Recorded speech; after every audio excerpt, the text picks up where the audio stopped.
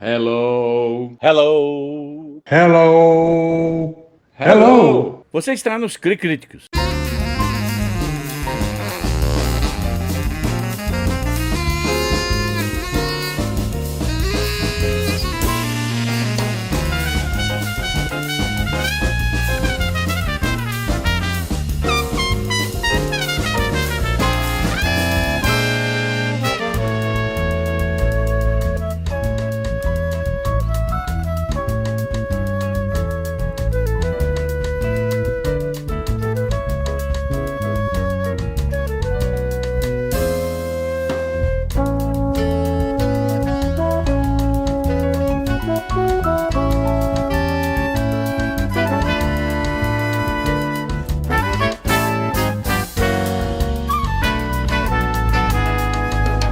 Era um tempo frio de clima polar. Fazia tempo sem palheta vibrar. Não sabia onde ir, nem como pensar. Eu era um estrangeiro sem me conectar. Viajava o tempo inteiro sem me entender. Não sabia ao certo o que ia acontecer. Fui seguindo o rumo sem me ligar. Só senti que ia gritar pra roda, eu vou voltar. Volta, volta, volta, volta, tô de volta, roda. Volta, volta, volta, tô de volta. Roda, volta, volta, volta, volta, tô de volta, roda. Isso me revolta, eu vou voltar pra roda. Volta, volta, volta, volta, tô de volta, roda. Volta, volta, volta, tô de volta. Roda, volta, volta, volta, volta, tô de volta, roda. Chega de revolta, eu vou voltar pra roda.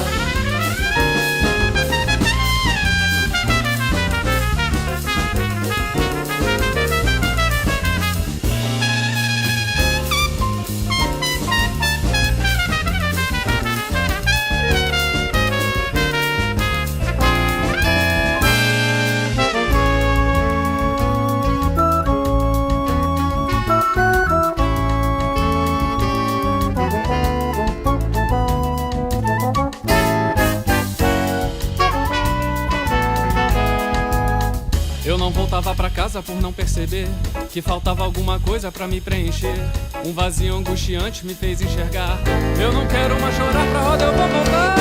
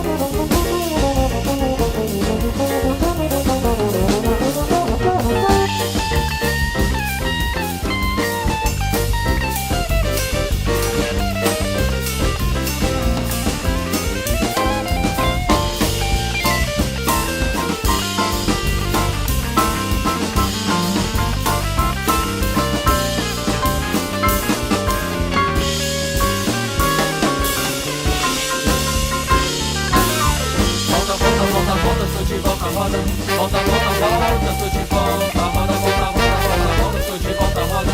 Isso me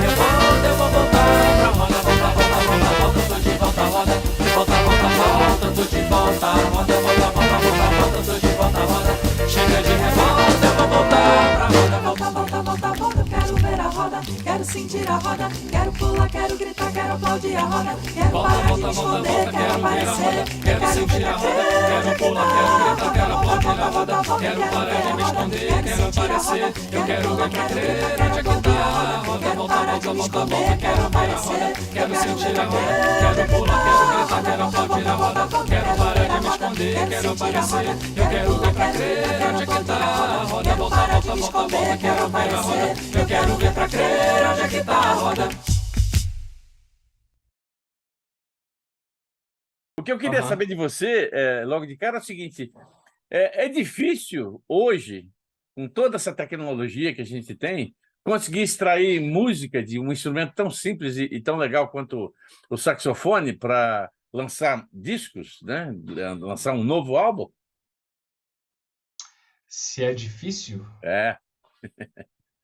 é, eu, assim, eu acho que é sempre um desafio a gente estar buscando criatividade no nosso dia a dia, a ponto de conseguir transformar essa criatividade numa composição que depois vira um arranjo e depois entra para um repertório específico do que você toca, que se enquadra dentro de uma estética, né? Um gênero musical que você faz como músico, né? A gente toca vários tipos de música sempre, mas no trabalho musical, né? Eu como saxofonista, tá sempre tocando com várias pessoas diferentes, né? E tipos musicais diferentes, mas acho que eu como compositor e saxofonista, eu tento sempre buscar uma verdade naquilo que me inspira dentro da minha realidade ou de coisas que me afetam diretamente e através do saxofone expressar tocando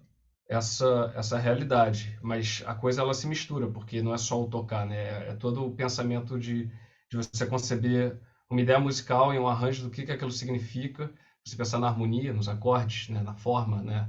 No estilo que vai ser impresso naquele tocar, não só o fazer a melodia, porque a simplicidade que você está se referindo, a gente pode pensar nela no sentido musical do saxofone ser um instrumento monofônico, né? É um instrumento que toca uma nota só de cada vez. Tirando, claro, esses saxofonistas que tocam música contemporânea e fazem cada pirueta maluca lá com um instrumento que não é muito a minha vibe pessoal, eu, Michel, mas ao mesmo tempo é o que tocar essa simplicidade, né? Eu acho que é nesse sentido de você conseguir fazer essa conjunção de todos esses elementos e aí sim expressar tocando, né, uma nota de cada vez, por assim dizer, essa ideia, né? Michel, por que a paixão pelo saxofone? Porque eu conheço muito violoncelista, violinista, conheço bastante pianista. Saxofonista é realmente um instrumento diferente, né? Eu sempre tenho uma música do Al Stewart, né? Da Year of the Cat, que tem um trechinho pequenininho lá, mas tem entra um saxofone de uma graça, incorpora tanto na canção, e aí por que o saxofone? Porque geralmente você escuta o saxofone como sendo um instrumento que está ali atrás te ajudando a fazer o conjunto geral da obra, né? Mas você gostou, você se apaixonou pelo instrumento? Ah, completamente, completamente. Mas o saxofone não foi meu primeiro instrumento. Meu primeiro instrumento foi o piano, Ah, quando eu era criança. Eu tinha piano em casa, minha mãe toca piano, então a gente tinha um piano de armário lá que, enfim, estava disponível, sentar e tocar. E por vir de uma família de músicos também, eu tive acesso a muitos instrumentos musicais antes do saxofone. Então, quando criança, eu toquei piano, eu toquei violino, que eu estudei com meu avô, que era violinista. É, eu cheguei a violão, muitos anos de violão, comecei a tocar choro, que eu gostava muito de choro. Aí depois eu fui um pouquinho no pezinho no samba, mas a coisa foi se desenvolvendo assim a partir de outros instrumentos. E o saxofone, ele foi meu primeiro instrumento de sopro. E aí foi uma mudança, porque era um instrumento muito diferente, ninguém na família tocava instrumento de sopro. E eu não sei dizer muito bem o da onde surgiu esse tesão assim pelo instrumento, sabe? Essa vontade de tocar o saxofone. Eu acho que foi uma coisa, eu era pré-adolescente ali, devia ter meus 13, 14 anos e não sei, acho que eu gostava muito do som, mas eu não sabia exatamente da onde. E aí eu ganhei, eu devia falar isso o tempo todo, né, para os meus pais, e aí eles me deram um saxofone nessa época. E foi meio que uma paixão, assim, à primeira vista, né? Tipo, agora eu, pô, tô muito amarradão aqui nesse, nesse instrumento e a coisa foi ganhando seriedade conforme eu fui crescendo também, né? Foi amadurecendo emocionalmente, né? E pensando em questões profissionais, e aí acho que essas duas coisas, elas se complementaram muito bem, né? O encontro com esse instrumento, com o saxofone, com a escolha de uma carreira musical por si só, né? Que, assim, eu toco vários instrumentos musicais, mas o meu instrumento de palco principal é o saxofone. Eu toco clarineta também, Legal. flauta, eu toco, enfim, outros instrumentos de sopro, mas certamente o saxofone hoje ele é o carro-chefe, né, da banda, Eu, dessa eu banda. fico, eu fico impressionado com essa habilidade de um músico tocar vários instrumentos. Eu sou um violonista frustrado. Sempre tentei, mas nunca me empenhei o suficiente para poder tocar alguma coisa, né?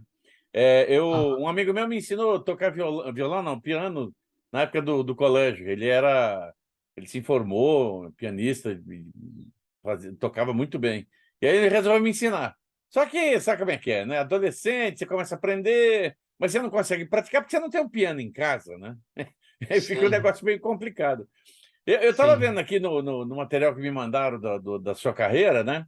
Além de você ter atuado na Sinfônica Brasileira, o que já é uma grandíssima honra, eu vi que você fez shows em vários lugares, em Washington, Bom, onde está aqui? No Palco do Mundo, no Rock in Rio, fez o festival Marmiquer, lá em Portugal, Foi. o Borja de Jazz, na Espanha. Como é que você começou essa também carreira internacional? Porque você compõe, você toca saxofone, mas você também tem que mostrar isso para o público, né? Você começou a fazer daqui e foi para fora ou foi o contrário? Porque eu conheço muito músico que vai para fora e depois volta para o país para mostrar que, ó, nós somos bons para caramba. Aham. Não, foi de dentro para fora. Foi Hum, interno e depois externo, aí é, depois interno de novo. Eu estudei aqui toda a minha infância, adolescência, até a época da faculdade, eu estava aqui direto. Eu me formei no Rio de Janeiro, no Brasil. Eu fiz o FRJ e eu me formei em bacharel em música, em saxofone. E quando eu concluí a graduação, foi uma época que eu estava fazendo vários concursos assim de jovem solista e hum, isso tem mais de 10 anos, né? E aí surgiu a chance de eu ganhar uma bolsa nessa época para fazer um mestrado hum, fora do Brasil, nos Estados Unidos. E era um mestrado em música, numa universidade muito boa, James Madison University, hum. em Virgínia, que ficava no interior, mas enfim, era uma cidade universitária, e era uma vida toda em volta, né, do estudo universitário e tal. E aí eu fui para lá, fiquei 2 anos estudando e depois que eu me formei, eu me mudei para, enfim, várias conjunturas de coisas da vida. Eu acabei passando mais um tempo em Washington DC, nos arredores de Washington DC, e foi lá que eu lancei meu primeiro trabalho, Retrato, que Hum. tá no mundo, né? Tá nas plataformas e a partir dali eu comecei a me envolver muito com o jazz, com a música americana, assim, mais diretamente, né? Eu saía muito à noite para ir em jam session, para ouvir gente tocar. Aí eu levava o saxofone nas costas, sempre que tinha uma oportunidade eu ia tocar. E assim, eu não tinha muita experiência, né, fazendo esse tipo de música, mas ao mesmo tempo a experiência você adquire, né? Uhum. Você fica mais experiente fazendo, né? Não tem, é que nem improvisar. Como é que às vezes alguns alunos me perguntam, como é que você improvisa bem? Improvisando, é a primeira coisa que você responde. Tem que improvisar mal bastante para depois, eventualmente, com estudo e prática, a gente improvisar melhor. Então, eu fui criando essa dinâmica, né, do meu dia a dia, da minha vida, e participando diretamente desse movimento, assim, lá. E aí, a partir disso, desse lançamento desse primeiro trabalho, já como compositor e saxofonista, eu tive a chance de conhecer muita gente e tocar, e aos poucos, tocando em palcos de pequenos clubes de jazz, de pequenas casas, que aí foram me levando para outros sítios, assim, e até, enfim, esse ano agora eu tive em Portugal, fiquei uma temporada lá, e eu tive a oportunidade de tocar nesses festivais. Eu toquei no Mar Miquel, né, como você falou, Uhum. no Algarve, e depois eu toquei em 2 festivais na Espanha, que é o Borja en Jazz e o Festival Harmonia, Hum. que fica na Catalunha. Então, foi um processo que começou no Brasil, o estudo aqui do Brasil, na escola do Brasil. E quando eu falo escola, não estou falando escola de música do FRJ, eu falo várias escolas musicais. A escola de choro, que o pessoal da escola portátil, ou a escola de você sair na noite e ter que sentar numa roda de samba e conhecer o repertório, saber puxar as melodias ali de ouvido. Entre, claro, a escola de música em si, né, o repertório clássico do instrumento, para depois ir para fora, ter essa experiência e aí voltar e esse intercâmbio cultural musical ser uma coisa constante que eu aplico e enfim, talvez esse currículo, né, esse release que você recebeu, ele mostra alguns highlights, né, disso. O Palco Mundo que você mencionou foi com a Orquestra Brasileira, a Sinfônica Brasileira, no Rock in Rio, em 2019. Eu tive a chance de tocar 2 concertos com eles, um no Teatro Municipal, fazendo solos do Vila Lobos, para a orquestra que tinha saxofone, e no Rock in Rio, no Palco Mundo, que foi outro repertório, mas eu estava lá também fazendo alguns solos com a orquestra. Então, assim, foram oportunidades muito boas que eu sempre busquei aproveitar e eu sempre tive muita seriedade no meu caminhar musical, né? Sempre um norte muito claro, assim, de estudo, de pesquisa, de estar envolvido, de tocar melhor, de buscar ser o melhor que eu pudesse ser na execução musical e na compreensão musical, que às vezes ela vai além do tocar, né? Você ouvir, que eu falei a coisa da composição, do arranjo, que você ouvir o todo e imaginar o todo, e como você, tocando o teu saxofone, se encaixa naquele todo, né? Você falou do exemplo do... Al Stewart. Sobre como o saxofone em determinada música complementava. É isso, é sobre isso. É você entender qual a função daquele elemento dentro de um todo e como fazer esse todo funcionar muito bem com você executando aquele elemento. Porque você não toca todos os instrumentos. Você toca um instrumento numa performance. Então, como é que você consegue fazer essa compreensão maior do todo e se colocar valorizando tanto o todo quanto você? Essa é talvez a busca que me inspira o viver, né? Talvez seja, pensando assim no lado mais filosófico, seja por aí. Legal. Bom, tá na cara que você já falou que a sua fonte de inspiração são os seus pais, mas qual a outra fonte de inspiração que te leva a compor músicas nesse trabalho que é muito diferente do que eu conheço como trabalho de músico, né? Porque fazer música instrumental não é uma... Eu sempre achei um trabalho muito mais difícil que você escrever uma letra e botar uma música, juntar, porque geralmente são 2 pessoas que fazem isso, né? Agora, compor uma música mesmo, uma canção com instrumental, eu acho sempre uma coisa mais difícil. Qual que são as suas fontes de inspiração para poder fazer esse seu trabalho?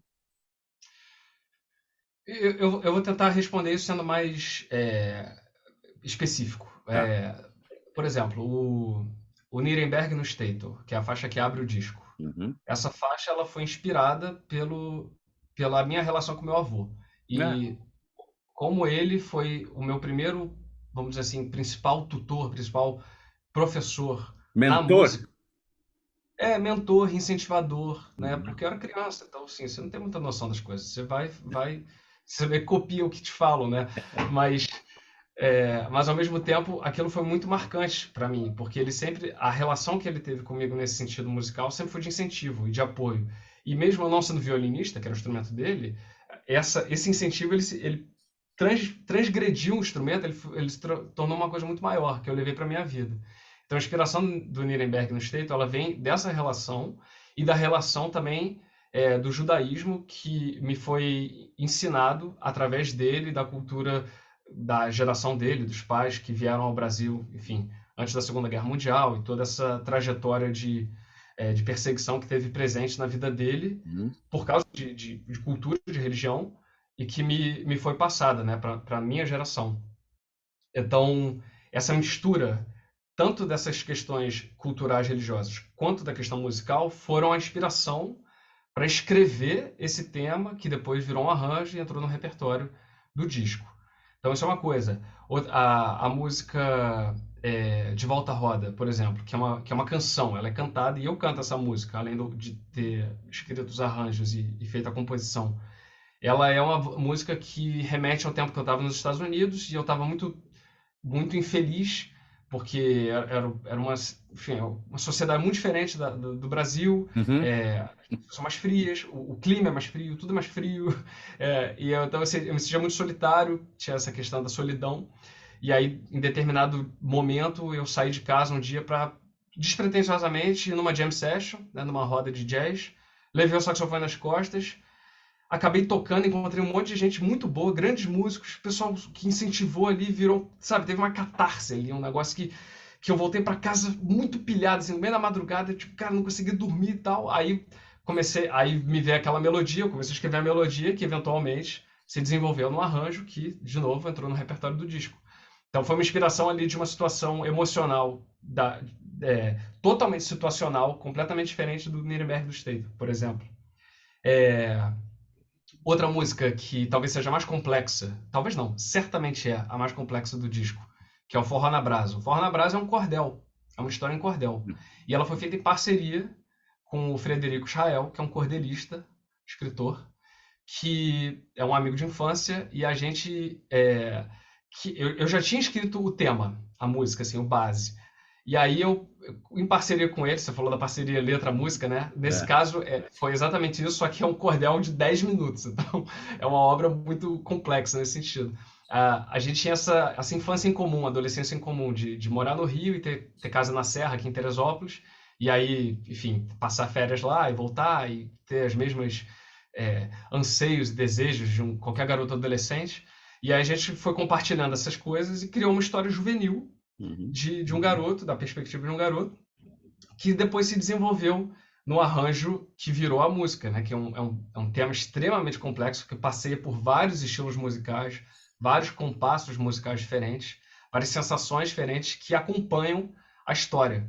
Então a inspiração foi isso, foi uma vivência em comum de nós dois, que eu, aos poucos, fui arranjando musicalmente a partir da letra que nós dois criamos juntos, né? Uma parceria. Então, assim, as inspirações elas podem vir de lugares muito diferentes, de lugares muito únicos. Eu acho que é nosso dever, nosso trabalho como artista, tá sempre ouvindo essas sensações e nos ouvindo para tentar transformar isso em arte, que nem sempre é óbvio ou fácil, mas é um processo, né? E é o meu processo de viver. É isso que eu faço, né? Ou busco fazer. Então não ser tão pretencioso. Não, sem pretensão nenhuma, mas é interessante porque você quer dizer que o Vivências, esse seu disco, cada uma das faixas é uma experiência pessoal sua que se transformou em música. Deixa eu pensar, acredito que sim.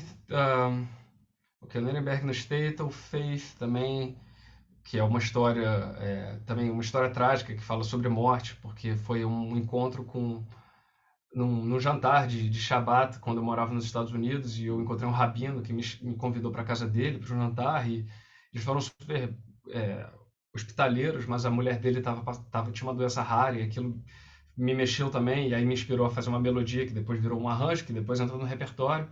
Então, teve isso. Eu estou tentando pensar assim, uma por uma, para tentar ver se foi mas é meio por aí, sim. Eu acho que pode se dizer. Eu não sei se você batizou o disco por causa exatamente disso, né? Mas pelo que eu escutei e pelo que você está falando, é mais ou menos essa ideia. Vivências é um trabalho pessoal, né? Que você colocou o seu emocional em cada uma das faixas, tendo ou não tendo uma história para contar, né? Sim, pode-se dizer que sim. Eu estou fazendo sua biografia agora, hein? Você está me ajudando a responder as próprias perguntas. Eu nem tinha pensado nisso. Me fala, de todas as canções que de todas as músicas que você compôs para o Vivências, tem aquela que você, digamos assim, foi mais complicado tirar do seu emocional e transformar ela numa coisa bonita, ou todas tiveram o mesmo processo? Não, o mesmo processo não. Acho que, assim, eu não sei se eu teria uma favorita, acho difícil eu destacar dessa maneira. Eu acho que o Forró na Brasa, como eu mencionei, ele foi muito complexo, a realização dele, porque ela é um cordel contemporâneo que é completamente assim, diferente do resto do repertório, porque ele é muito longo e ele realmente conta uma história e a musicar dessa história por um tempo muito grande. Eu acho que talvez o Nuremberg no Statel seja uma coisa assim, a música que abre o disco, ela seja mais, tipo, mais direto ao ponto, assim, cara, isso aqui dá uma sintetizada em quem eu sou. É um músico jazzista que tem essa formação e tem essa relação com a ancestralidade dele, com a família, com o tocar, com os instrumentos. Não sei, acho que o Bahia de Todos os Santos, por exemplo, foi uma outra que também teve um desafio muito grande, porque ela tem uma orquestra de sopros e um naipe de percussão. Não tem base, não tem banda base, não tem guitarra, não tem violão, não tem piano, não tem contrabaixo. Ela tem instrumentos que a orquestra que forma a faixa Bahia de Todos os Santos é um naipe de percussão grande, que foi tocado por um músico, pelo Ian Moreira, que gravou várias percussões overdub, né? Ele foi gravando conforme a gente foi avançando. E uma orquestra de sopros, que é flugelhorn, trombone, flautas, clarinetes, saxofone barítono, tuba e saxofone soprano, que o saxofone soprano sou eu. Eu gravei todos os saxofones do disco, mas nessa faixa o saxofone soprano é o solista, né? Ele que está com um tema quase todo o tempo. Então, teve outro desafio, por assim dizer, né? O processo de realização dele foi diferente. E teve outra coisa importante também de falar sobre o processo de realização, é que esse disco ele começou a ser gravado em 2020, em março de 2020, no fim de semana que antecedeu a pandemia. A pandemia, aquele fechamento abrupto, né, das coisas, e de repente a gente estava todo mundo naquela situação, e a gente gravou sexta, sábado e domingo, todas as bases ao vivo, ou seja, piano, baixo, bateria, violão, guitarra, tudo isso foi, baixo elétrico, né, tudo isso foi gravado ao vivo, eu juntei a banda, todo mundo gravou junto no estúdio, todas as faixas, e aí entrou a pandemia, e aí a gente ficou quase um ano num hiato, sem fazer nada, nada. E aí, só depois de quase um ano, quando aí já tinha a história da vacina, que o pessoal começou a se vacinar e tudo mais, que a gente começou a ver uma luz no fim do túnel, que a gente, então vamos buscar voltar a realizar o disco, mas com os devidos cuidados. Aí a gente foi fazendo individualmente, né, cada sessão. Aí foi um de cada vez. Flauta, aí era só a flauta no dia. Aí depois clarineta, aí era só eu, entendeu? Aí foi uma coisa assim, pontual, até finalizar. Eu diria que foi um trabalho artesanal mesmo, né? Demorado, lento, muito pensado. Porque geralmente quando as pessoas, quer dizer, os compositores têm a ideia de um trabalho, eles já montam aquela estrutura e ficam já dentro do estúdio durante um bom tempo para produzir o material, né? Eu sei que você vai fazer um show agora no Rio, em novembro, é isso? Você vai apresentar o disco para os cariocas? Exatamente. Dia 17 de novembro, é uma quinta-feira. Eu vou tocar em Botafogo, na casa vizinha 123, que fica na rua Henrique de Novaes, 123. E eu vou tocar o repertório inteiro do disco. A ideia é apresentar todo esse material ao vivo. Vai ter uma banda base comigo e alguns convidados. Dentre os convidados vai ter o Frederico Israel, que foi o cordelista, né, que escreveu esse cordel, Forró na Brasa. A cantora Luísa Salles, que fez outra parceria comigo no disco, que é o Cerejeira, que ela letrou, é importante dizer isso, a música é minha, mas a letra é dela. Quem fez essa letra foi a Luísa Salles. A partir também de uma outra história, de uma vivência emocional. Eu estou acertando nessa história. Ela foi muito sensível na captação da história e transformar isso em letra. Legal. Então ela escreveu a letra do Cerejeira e vai ter a participação também do Vitor Santos no trombone, que foi o produtor musical do disco. O Vitor, a relação que eu tenho com o Vitor, é só fazer um parênteses aqui, ele é um músico fantástico. Eu estudo com o Vitor, ele é meu professor de harmonia e de arranjo já há 9 anos, faço aula com ele. E eu convidei o Vitor para fazer esse processo de realização do disco na função de produtor. Porque quando eu cheguei para ele, eu falei, Vitor, eu tenho todo o material, todas as composições, todos os arranjos, o repertório já está definido, já chamei os músicos, porque eram pessoas que eu conhecia, mas eu queria que você conduzisse o processo do gravar, que é muito complexo e é muito detalhista. Você entrar num estúdio para ver todos esses detalhes, para realizar, é uma função muito importante. Então o Vitor estava nessa função cumpriu essa função, tocou também o trombone, e no dia 17 agora, mês que vem, ele vai estar fazendo uma participação especial nessa apresentação. E eu espero que você venha para São Paulo para eu conhecer seu trabalho ao vivo, né? Senão, esse negócio de escutar sua música em casa é legal, é tradicional, mas nada como ver a performance ao vivo. Eu quero ir. Você está em São Paulo, não sabia que você estava em São Paulo. Eu sou um mineiro de quanto? 50 anos em São Paulo. É tempo pra caramba. Mais paulista do que mineiro, então. Porra, nem me fale. Mas de vez em quando eu vou para Belo Horizonte, eu volto lá falando mais uai e mais trem. Trem, aliás, eu gosto de usar, porque as pessoas ficam confusas. Mas esse trem aí é muito legal, né? Aí a pessoa, trem, mas não tem nenhum trem aqui. Não, trem, em Minas a gente fala trem para coisa. Ah, tá. Pode crer. Michel, onde é que a gente acha o seu som? Onde é que a gente consegue, além de comprar o disco pelas lojas virtuais tradicionais, você também está no Spotify e outros canais digitais? Sim. Spotify e YouTube, né, principalmente. Uhum. Eu estou em outros canais aqui, mas eu não tenho certeza quais, para ser sincero. Mas eu tenho um site também, o michelnirenberg.com. Legal.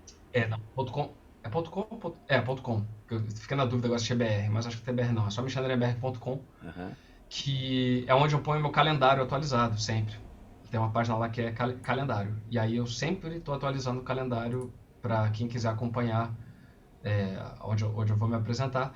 Eu estou nas redes sociais, né? Instagram e Facebook, principalmente.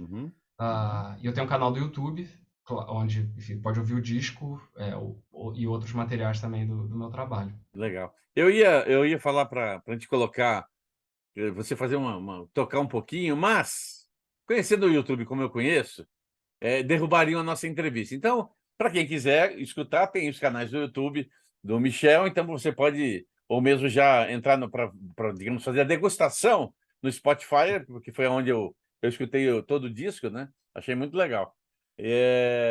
Michel, obrigado pelo papo. Eu espero a gente conversar no seu... Peraí, esse foi o seu segundo disco, Vivências? É isso? Meu segundo disco. Então eu espero conversar com você no seu terceiro disco também.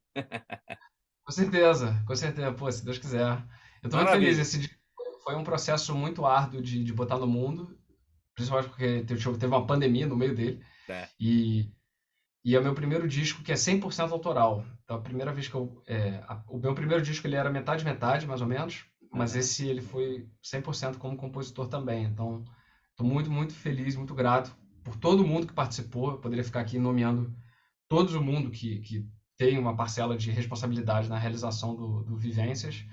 Mas, enfim, só vou dizer muito obrigado a todo mundo. Obrigado, Paulo, pela oportunidade de conversar, falar um pouquinho de música, do trabalho. E dia 17, botei ele ao vivo. Bye! Bye! Bye! Goodbye!